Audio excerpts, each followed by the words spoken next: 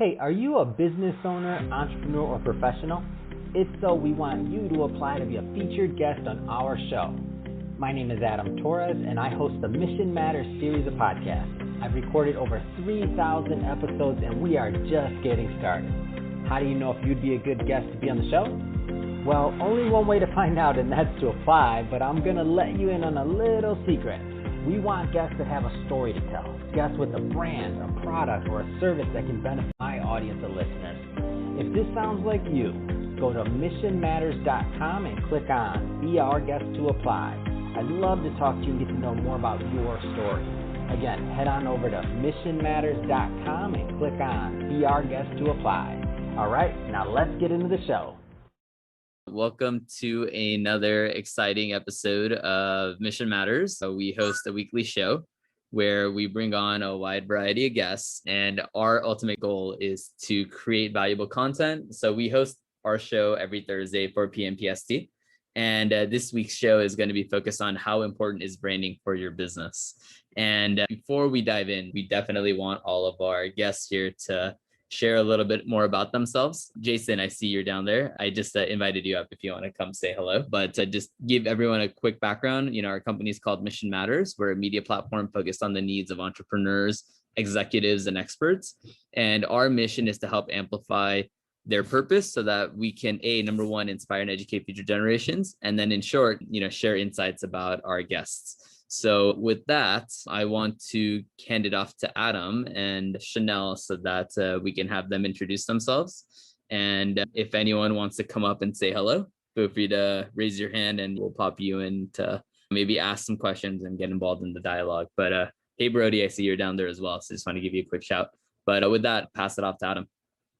All right. Appreciate it, Chirag. And for everybody joining us, excited to have you here. And don't worry. So I talk all day on the podcast. I will not be talking all day here. The whole point is for everybody to really get involved, have a dialogue and exchange ideas. So I have lots of ideas that I'd like to share, and this will go on our website too, missionmatters.com. So all good there. So this is our 5th edition of Business Leaders. So we've officially published over 175 people in the last 3 years. So congrats on that, Chirag. We've been doing this a long time, and it's kind of fun. So we got a new book coming out. We'll get into that and kind of like marketing and other things and branding and how we do that for people, but also excited to hear your ideas because that's how we all grow, is by us all exchanging ideas and really coming together as a community. So I think we're going to have a lot of fun here. Chanelle, that being said, let me pass it off to you. If you want to introduce yourself and just kind of. Hey, David. Hey, guys. Oh, man, it's been quite a while since I've done an intro. Like I said earlier, I've been on a sabbatical for quite a while, for the last few months over summer, just kind of traveling through. But a bit about my career, I have been in branding and business. Entrepreneur, knowing who you are and what you're doing and the why is so important. So I've just been so excited, and I'm just kind of pumped up right now on, adrenaline. Oh, that's what I like. I'm in, because I know you always come with the nuggets of wisdom when you're pumped up. And for everybody that joined us, if you want to come up and introduce yourself or be part of the dialogue too, just raise your hand. We're happy to bring you up. And again, this is definitely an inclusive room. Brian, you're just in time. So please introduce yourself. And just a quick update that you missed. We uploaded our Business Leader number 5 edition. So where our community has expanded, the family's grown. Oh, wow, great. Yeah, I'm sorry I missed last week, but I'm so happy to rejoin. So thanks, Adam, Chirag, and everybody, and Chanelle. So my name is Brian Patrick, founder and CEO of Greenlight Startup. We enable startups to evaluate, assess, improve, and simulate their future success by finding management competencies and scoring them with a path towards continuous improvement. That's the pitch. It took me a while to get to that point where I could say it like that. The reason I absolutely wanted to join is, one, I was, as Adam mentioned, I'm one of the authors from, like I said, I was part of the volume 4, Mission Matters. I was so proud to be part of that. So much excellent feedback and praise from so many people. I talked about diversity, inclusivity in startups, which is a big part of what we're about. We target new majority founders. We're getting away from the term of minority. And one of the things that ties perfectly into this topic, branding for the business, is that that's something that I would love to be able to speak about.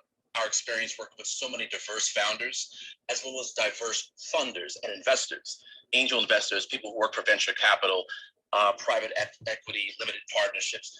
I love the fact that we can speak on this because branding, in our case, has become something that we're looking at very differently now in 2021. It's not just diversity for diversity's sake. It's to express what we stand for and to ensure that underrepresented groups have as much representation, as much empowerment as possible. And the brand must reflect that in the most authentic way, not just for now and then 2 years later we forget about it. It should be, it should be a permanent fixture. So I'm proud to be part of the panel. Thank you. Awesome, Brian. So let's just get in here. So branding, how important it is for your business. Let's just start with, I might be a little bit biased because my business is branding and our business is branding, and that's a lot of what we do. But everything that we do, just to be clear, we've done for ourselves. That's how Chirag and myself have grown this business. And also, that's also how really a lot of the things that I learned from Chirag in the beginning that we developed together, and we keep building on our skill set. And the interesting thing about branding is, the better you get at it, the longer you're kind of in that space and you're really, in my opinion, really thoughtful about what your brand is and how you're presenting yourself to the public, the weirdest thing happens. And that is that, and for other people that are from that background, they might not think it's weird, but I think it's weird. But you start getting actual results and people start responding. And then what started off very small can actually turn to something really big. So just quick backstory for those that are not familiar with our brand as much. We started off with just our podcast that we started with and a self-published book that I had out based off of that. And we look 3-4 years later now, we have over 4,000 episodes. We have actual traffic and actual brand, all these other things, but it really wasn't like, it couldn't have been all planned at one time. It was, you take one step, you take another step, you record another episode, you get a little bit better, and over time you're like, wow, we have a brand in our hands, like this is real. So I guess I'd be interested to hear, so again, that's my background and our background, I should say, my bias, and also what we've done in branding and what we do. I'd be interested to hear Brian, Chanelle, anyone else in the audience that care to say, like what is branding done, first of all, like just in your lives, just in general? So branding is what it's done for us as Greenlight Startup, and my co-founder, Jalissa Moreno, is it's allowed, the most important thing for the business is because we are still an unknown to so many people in the investment industry, for venture capitalists who we're trying to engage so that they can use our evaluation and scoring. But since they don't know us, they need to have something that they connect to. And it's more than just a logo. If you see our website, greenlightstartup.com, yes, we have, you can see the little, we have the start button turned at a 90-degree angle, so it looks like a G. We've played around with these kind of things, just anything to kind of catch the eye, because again, we're still new at it. We're not experts. We're not digital marketing experts or marketing experts. But what it has forced us to start doing as we've engaged marketing professionals to improve it is to say, come in here, what are you seeing on the website, on the social media, on our letterhead? What is it that you need to see from us so that you understand what it is we do? That's like step one, kind of, and we're still fine-tuning a few things, but we're closer than we've ever been to getting that right kind of message in terms of what the type of images that we're putting there, the type of verbiage. What it's been able to do was, what it's enabled both of us, Jalissa and I, to do is when we're having conversations about our business, it's easier for us to not only explain it, because the visuality of it on the sites and the media and our letterhead and our collateral, that empowers us to just draw from that rather than try to figure out what we want to say. It's already there on the screen. What we just have to do is just convey it. That's like part one. Part two, what it enables us to do is to create a more productive and conducive conversation, because the person that we're speaking to, the people we're speaking with, they can, again, while they're talking to us, especially on the phone, they're going to hit our site. They're going to look at our social media. They're going to look at whatever is out there, any stories, any press that the book, they may be pulling up something about it. Anything about myself, Jalissa, or the business, if they see in terms of the full brand, if what we're saying matches up and is in alignment with the visuality and everything and the verbiage, then it's basically like they're able to do kind of a sanity check, an honesty check, keeping us honest. So we're not telling them one thing face to face, or in video chat, but then the messaging from the site or messaging from the things looks like something very different, and then there's confusion. So I think brand branding for us has forced us to stay on message and to also ensure the message that we are conveying is representative of who we are now and also who we want to be 6 months, 12 months, 24 months, 36 months into the future. So that's just kind of my take on branding. It's kind of like training wheels for us as a company, or guardrails, maybe a better way of saying.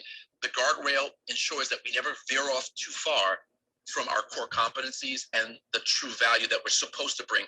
We don't overtalk ourselves. We don't oversell ourselves because if we do, then we're off brand and we're off message. So that's what branding has been able to do for us.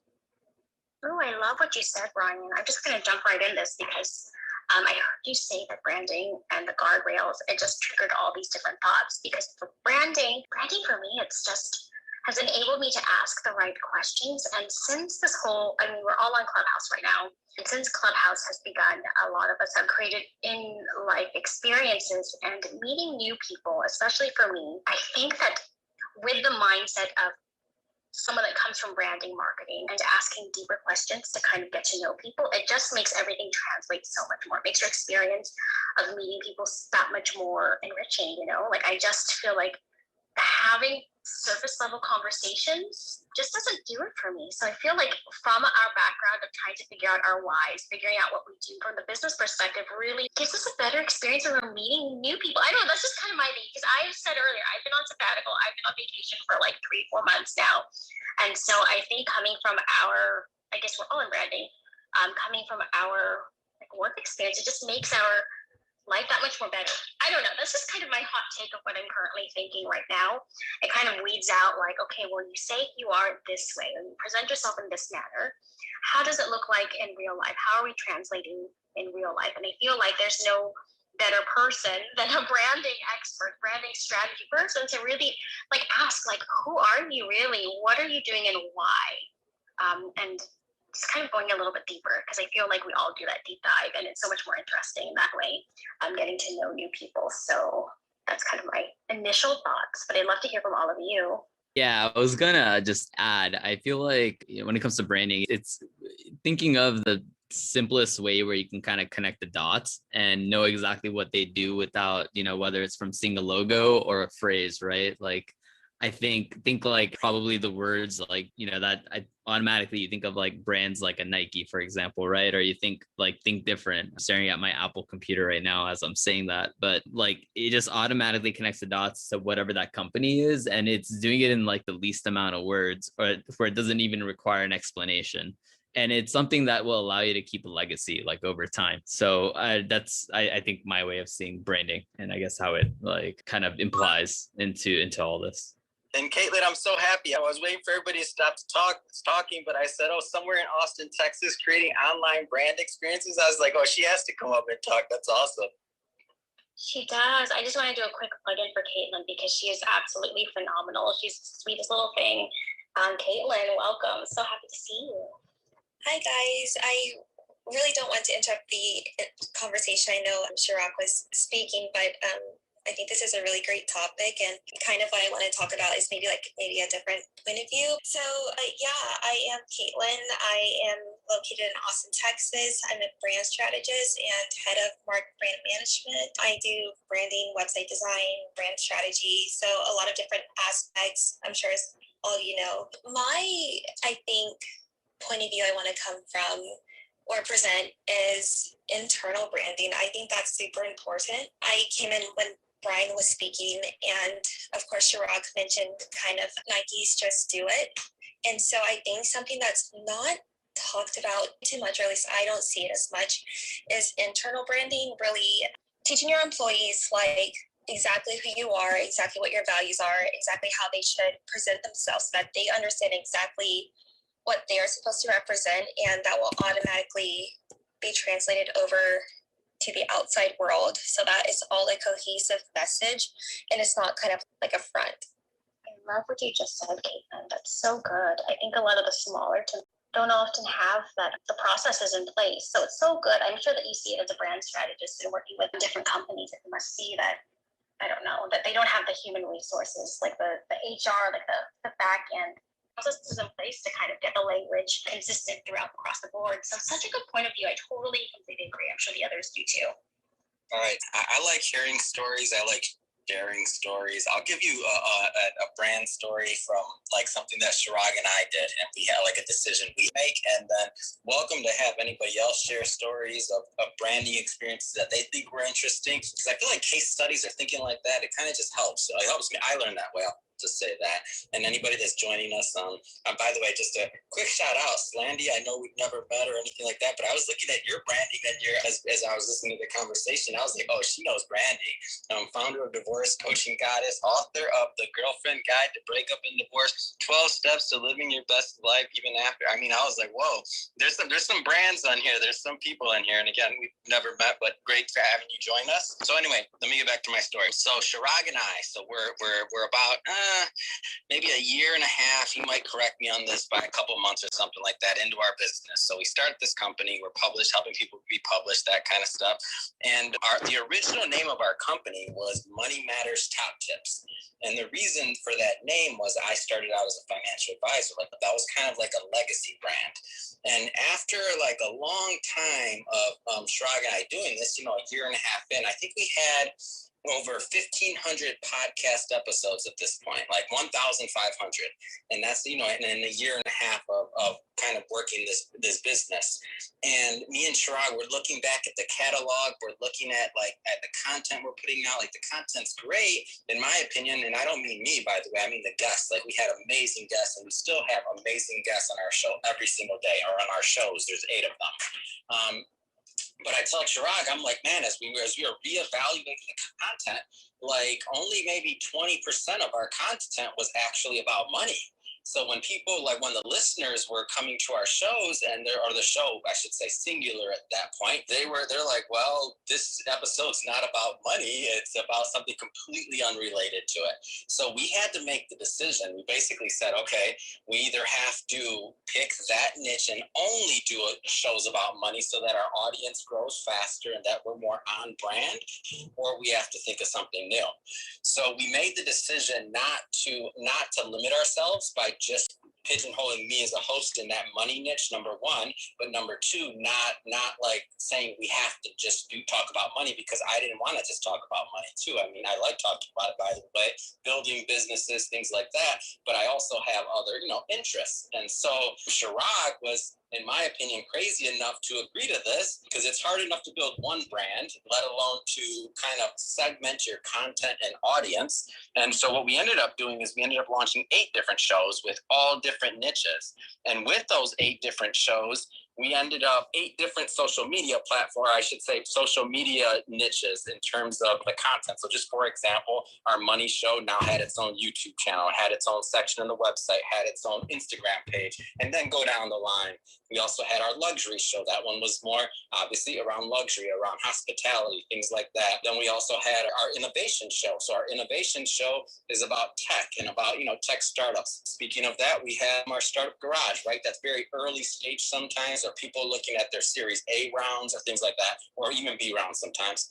We actually stopped. We believe in branding so much that we took those first 1,500 episodes and we stopped building that platform anymore. So we're like, okay, we took a step back and we said, okay, we're going to start all over again, because we're not on brand with what our audience wants. And so that's the original story of how Mission Matters came to be. I called Chirag and us are talking. We're talking about the catalog. We're talking about how it's growing. And we're like, yeah, but the guests are like kind of thrown off. Like somebody's coming on the show. They're not talking about money. You're listening to it. They're not talking about money. Can the name be money? No.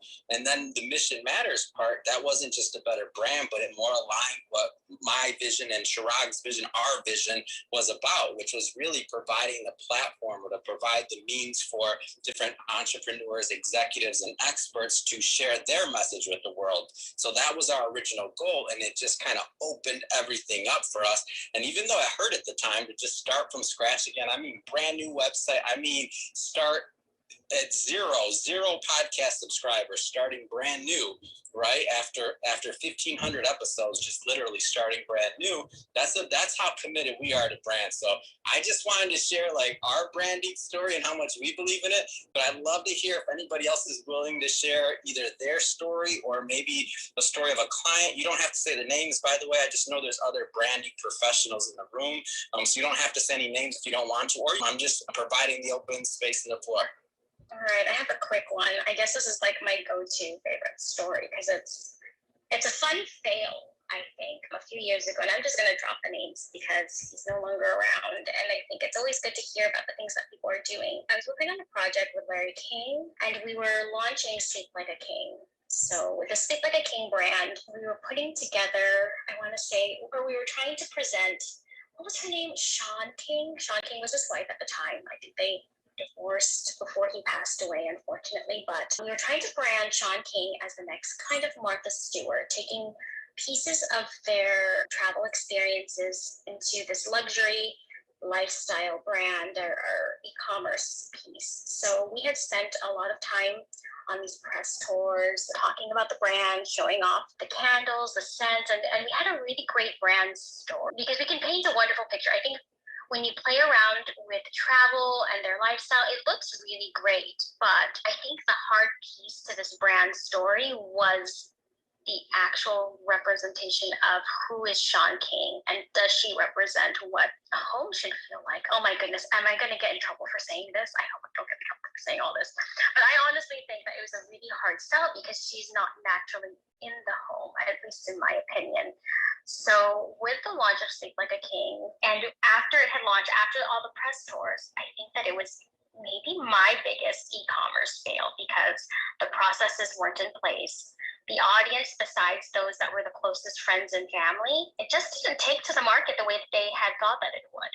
So I think even with the best, my AirPods died. I hope I didn't get lost. But even with the best branding, with the most money that you can throw at a PR tour and all of that behind you, it doesn't necessarily mean that it sticks. Because you are your brand, you are your business when you take personal branding to that level and create kind of your own line. I think that it just didn't resonate with her audience and their audience, and it wasn't consistent. So that's kind of my interesting branding story. It's not really along the same lines, but I think it's just a fun fail story, not just in the processes, but in the way that I guess it wasn't consistent with the lifestyle that they had offered. So I think that when we think about branding and launching something, that we need to remain, or that we need to show our authentic self, or I know Brian had said it earlier that you continue to, the messaging is consistent. I think that was just the key point, was that even though we did all of these things, it just didn't stick, and it's kind of sad. So that is kind of my mini brand story fail that I love to share, and hopefully don't get sued for sharing here. So thanks. Now coming with the content, thank you. That's one of my all-time favorite hosts, and for you to bring that bring that up, I'm come on, did Chanelle just say that? He's done over 40,000 interviews in his lifetime. I think it was over 40,000 interviews. I'm man, I'm at over 4,000. I'm I got some years to catch up. But no, that's one of my heroes in the business. And one of the cool things, and I don't know much about, but other than what I've seen on YouTube and other things like that, I never worked directly with him, but in his preparation for interviewing and things like that, a lot of times he didn't really know all the content. They were real conversations he was having, which is interesting to me about his process in general. Yeah, he was phenomenal to work with. I don't think that he personally promoted the line on his podcast or his videos. I don't think so, but he did keep on e-news. I mean, I think he could probably still YouTube because Sleep Like a King, but I think it was more of his wife's play thing, her play venture or something, to be quite honest. So let's talk about tools that you use for branding, especially for the professionals that are in the business. So Kaitlyn, Chanelle, I know there's some people in the audience that I think that branding is their business also. What kind of tools do you use? It could be tech, it could be whatever kind of tools you use. Yeah, I think if it comes down to more brand consistency, I think, developed a few questionnaires in the past and found some interesting tools that can be helpful, from everything from like logo design, making sure the colors are consistent, the messaging is consistent with the rest of the brand. There's a couple there. I think there's a few resources that I used to use. I'm trying to think of some of these off the top of my head. I think there was a really good one that I found actually through USC. It was in one of my classes. I'm going to do a little bit of a quick little Google search to find the name. So just bear with me on that one. But yeah, I'll come back to me.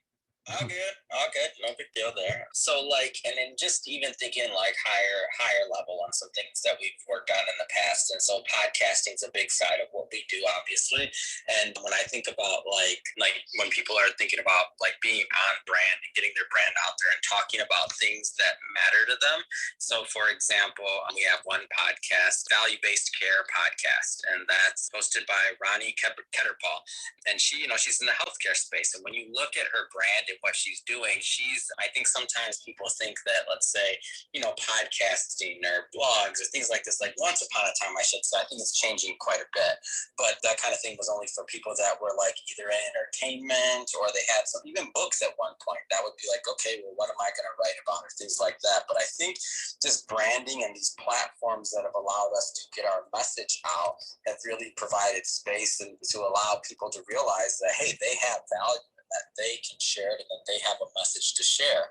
And so part of that now is just kind of making sure that brand matches. So when we look at her podcast cover or even that design and what we came up with, she's dressed like she normally would as an executive, or the name of her podcast, Value-Based Podcast or Value-Based Care Podcast, that's also going to match, so that when people like see her even on LinkedIn or anywhere else, or if they Google her name, then what's going to happen is that everything matches, it's on brand. And the moment you see her, you meet her, all the way down the line of any kind of touch points or media that you see that she has out there, they all match. So that when you actually meet this person, or if you were looking to do business with her or anything like that, or in that space, like she's immediately, what type of individual you're talking about. And then obviously just the audio portion of it, if you actually listen to the episodes, then you feel a lot more of that connection and other things. But everything from like the color, the design, the name of the podcast, and then it goes all the way down the line for the PR that we put out for her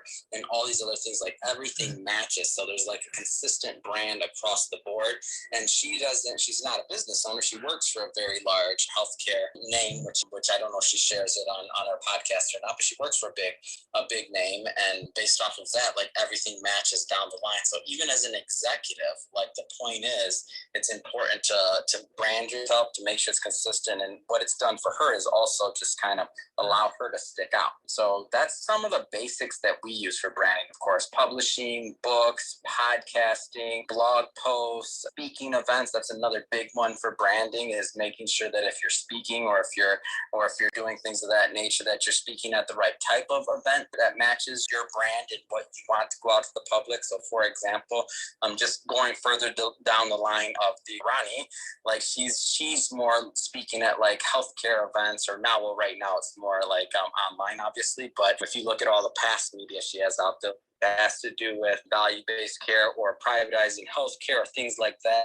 and the correct news and the correct mix for what's on brand for her as a professional and an executive. So speaking, books, podcasting, writing, white papers, all of these things kind of match. And that she just happens to be an individual, but the same thing carries over if we're talking about like a business and you're branding a business, which I know some of the others in this room are into. That's my take on it. Any other tools? It could be like, I don't know, like high level tools, could be nuanced things. Chirag, did you find anything on your Google search?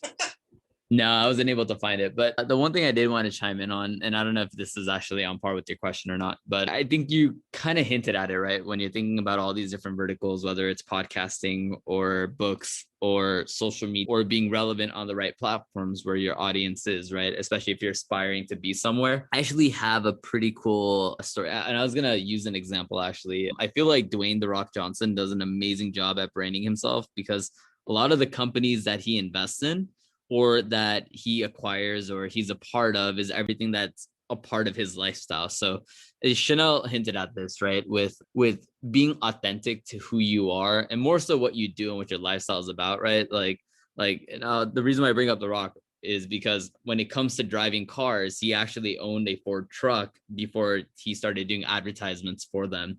He happens to drink a lot of tequila and loves drinking tequila. So he launched a tequila brand, one of the probably the biggest in the world now. He ended up also, I think, he was huge into sports. I think he had a failed career as an NFL player and got into wrestling, but he ended up acquiring and purchasing XFL, which was a failed venture. I think it was Vince McMahon who was who's basically one of the founders or at one point of the WWE, right? The World Wrestling Entertainment, where The Rock worked.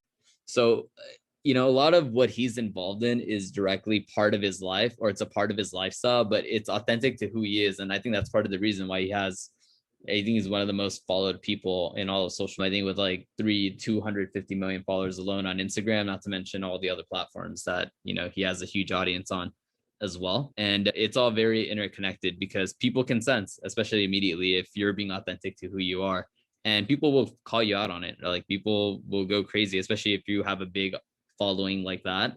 People will go all the way back in time to see how they can kind of find you. So, but anyway, my 2 cents on the matter.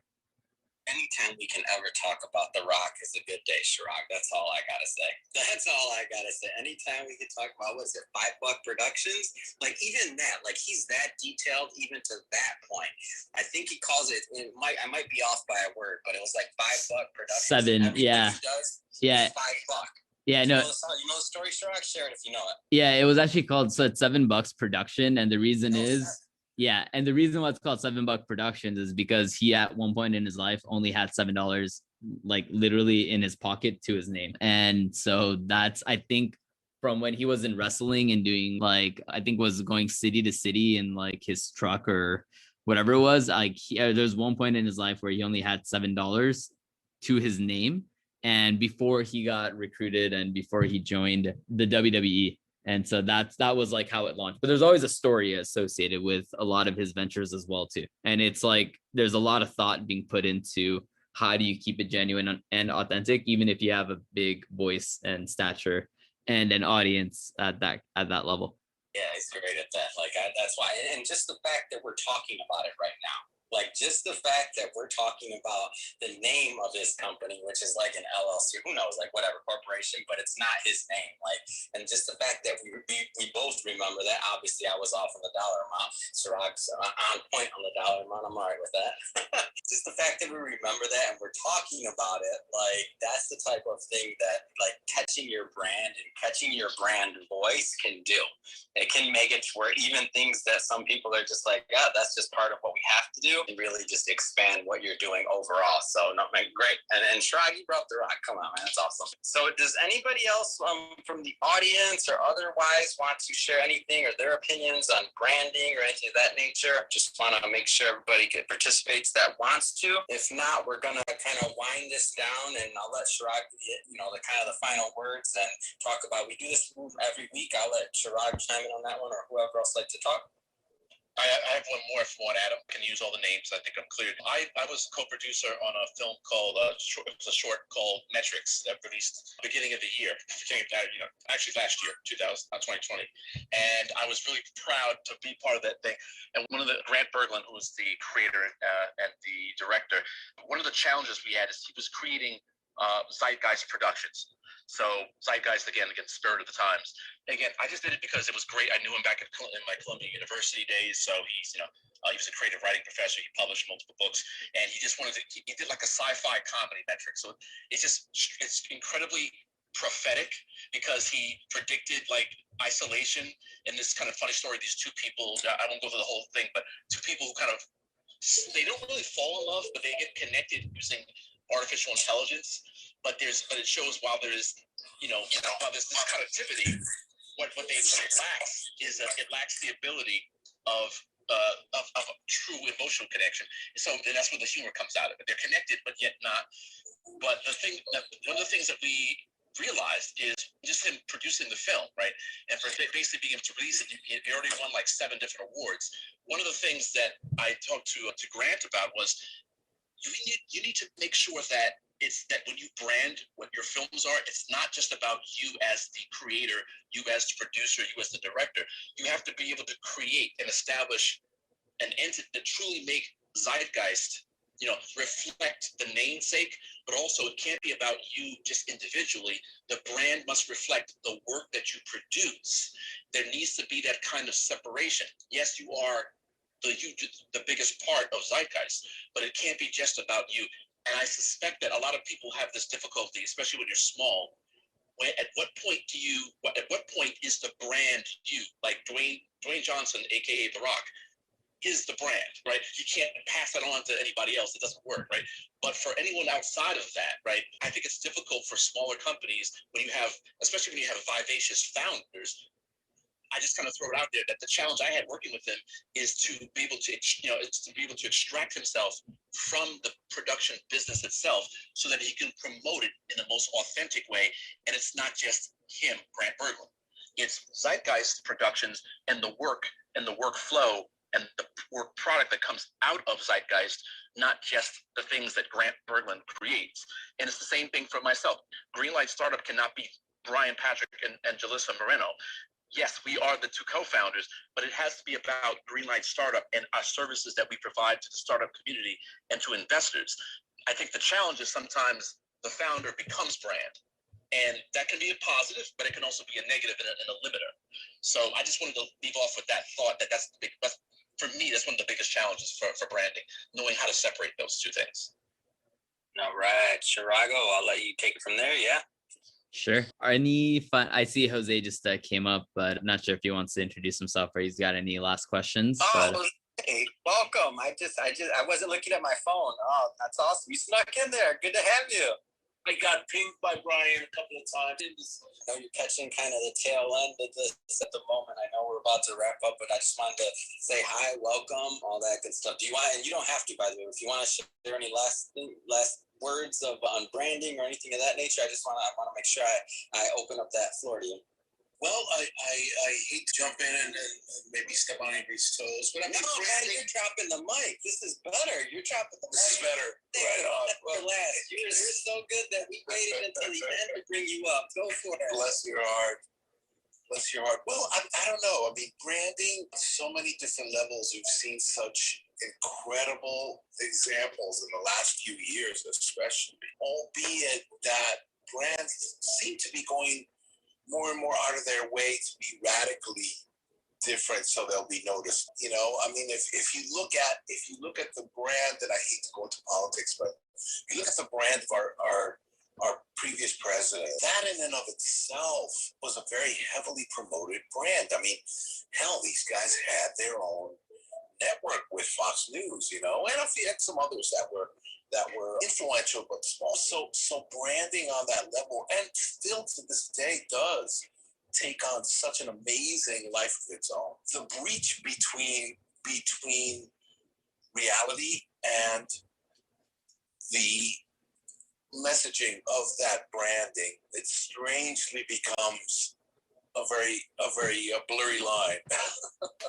So branding, I mean, it really demonstrates the power of branding on so many different levels. Just like if you look at technology brands right now, a lot of these guys are really seeing a heyday. I mean, look at the NASDAQ. NASDAQ is going through the roof, as are all the indexes.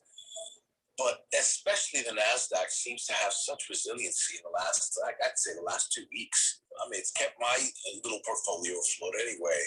But companies like Apple, look at to what extent Sir Richard Branson just went with taking a trip into outer space, which I think, it's fascinating. The man went into outer space to be the first and to get his brand recognized. So branding, I mean, it's taking much more garish, much more daring, much more expensive outlet to kind of prove itself as a brand. Awesome, Jose. Man, appreciate that. And just so you know, I just got done reading your chapter last night and approved it, and your book is uploaded. You'll get an email tomorrow, assuming everything works with Amazon. Sometimes we have to go back and forth. And I just want to say, man, I read that story. Not only in your whole chapter talking about the importance of telling your story, not only was it great, but I remember, I feel like I know your grandmother now. You told that story so well. And I would love you. You get to swallow one person per day, and for everybody that's listening that doesn't know what I'm talking about, you're not going to know unless you buy the book. We sell books too, just so you know. But Jose, I'm just telling you, when I heard that story, because I read this really late at night, I'm like, wow.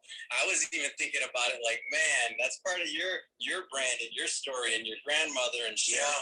I was like, an amazing story, Jose.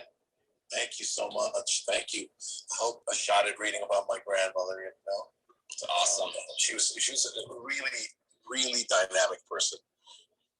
That's great. Well, Chirag, I'll let you take it from there on the wrap up. And Jose, come next week, man. We do this every Thursday. I like to know you more and keep this conversation going. Jose is old school PR and news and everything in New York. So excited to keep building. Absolutely. So thanks, Jose, and thanks everyone for chiming in here. So every Thursday we host a panel at 4 p.m. PST, 7 p.m. for you East Coasters. And so next week's topic is going to be on work-life balance and how do you implement it, especially now with COVID and everything else that's happened. It's a tricky situation, and it's I think it's pretty well talked about, or definitely heavily Googled. So I think it's a pretty common topic. We're going to be hosting it next week. We have our Mission Matters Club. So for anyone that's not a member yet, please join, and you'll get the latest on the other events that we put together, even beyond our normal Thursday events. So with that, wanted to thank again, Jose, Chanelle, Brian, and all of you listeners that are going to be getting a chance to hear this topic on branding. Thank you again for joining us. And with that, I want to say, hope everyone enjoys their evening, and thanks for joining us. Thanks, Chirag. Cool. Thank you. Got it. Thanks, everyone. Bye. Thanks, everyone.